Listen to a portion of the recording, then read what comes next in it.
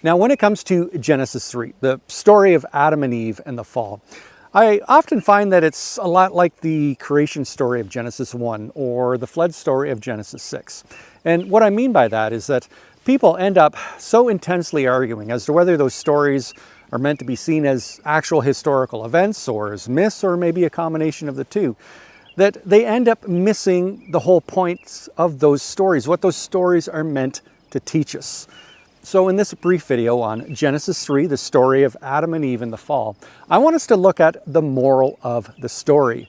What is it trying to teach us? And I believe it's trying to teach us two main things: that human nature is fundamentally flawed and that there's no going back to paradise, at least in this life.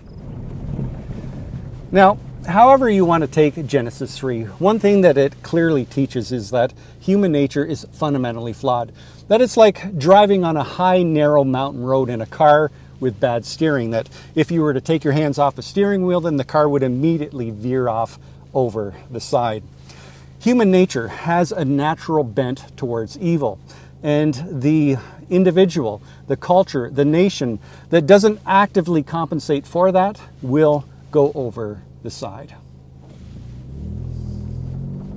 In his book, A Conflict of Visions, Thomas Sowell notes that by and large, people's political, social, and ethical positions can ultimately be traced back to either one of two conflicting visions concerning human nature. The first vision being that human nature is inherently corrupt, that it has an incurable dark side. This, of course, is the more traditional view as per Genesis 3. Now, as far as I can tell, Thomas Sowell is not a religious person, so it must be stressed you don't have to be a religious person to acknowledge that there's something deeply wrong with human nature. Now, according to this vision, if human nature is inherently corrupt, that it has an incurable dark side, then therefore the best that a culture can hope for is to, at least for a time, contain or limit the worst aspects of our human nature. But in the end, even that won't be enough. In the end, the worst impulses of our human nature will break free. It doesn't matter how noble our laws may be, how noble our institutions, how great our moral teachings. In the end, human nature will prevail. And that's why we see throughout history the rise and fall of kingdoms.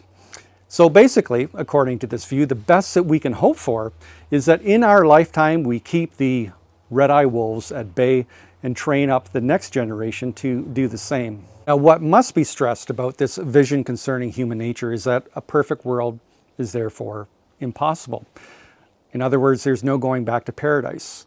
As humans, we can't replant our own version of the Garden of Eden. Now, the second vision of human nature is the exact opposite. It arose a couple hundred years ago and is the prevailing vision of many, even in the Western world today.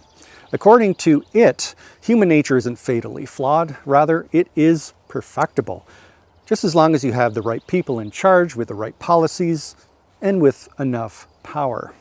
History doesn't have to be cyclical of kingdoms rising and falling. Paradise is achievable.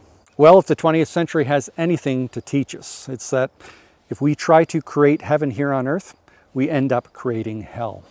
Under the banner of equality and social justice, communist regimes in the 20th century attempted to replant their own version of the Garden of Eden and failed miserably every time, using over 100 million human corpses as fertilizer. In spite of this very obvious harsh lesson of history, this fantasy of the perfectibility of human nature still prevails even today. After thousands of years, the truth of Genesis 3 still pierces the darkness. That human nature is fundamentally corrupt and that there simply is no returning back to paradise, at least in this life. As a modern culture, even in spite of all of our modern technology, we would be wise to heed the moral teaching of this ancient story. Now, if you're new here, please do consider subscribing. Click on the icon over there. It's a train in the background. And why not watch a few of my other videos over here. Thanks so much. I hope to see all of you next Thursday.